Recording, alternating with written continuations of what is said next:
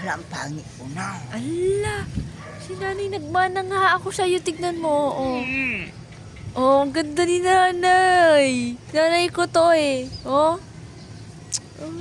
Ikaw talaga na. Pangit ko na. Ano bang, Matanda na pala ako. ano bang naging pangit sa mukha mo, nanay, ha? Saan dyan? Saan ang pangit dyan? Ganun mo nga yung mata mo, ganun. Open mo yung mata mo na malaki. Open mo, ah! Open yung mata mo kung may stretch. Open mo yung malaki yung mata mo. O yun, nawalan ng ano, ng wrinkles. Wala na talagang matanda na. Ganun. Smile ka nga.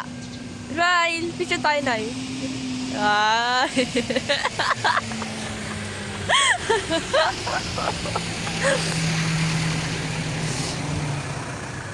Kuya, pangit na daw. Hindi ka nahiyain. Ipakita mo sa mga ka-eskwela mo yan, kanyan. Bakit naman ako mahihiya, nanay? Kuya, pangit daw si nanay. Hindi daw ba ako mahihiya na ipakita ko yung mukha niya na Na-upload nga kita nanay eh. Oh, ina-upload ka nga ni kuya.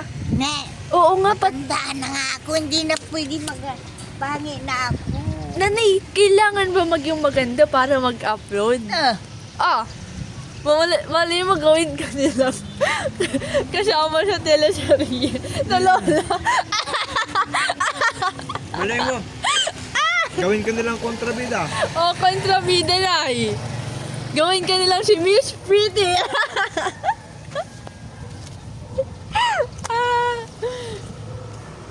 O, di bang ganda ng nanay ko talaga? Oh, nagmana ako dyan eh.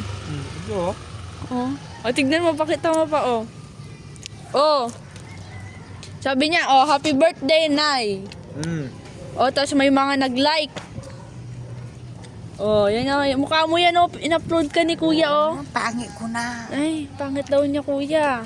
Pagka wala ng ngipin pala, talagang pangit na. Grabe ka, pag nawala yung ngipin ko nga rin, pangit na ako.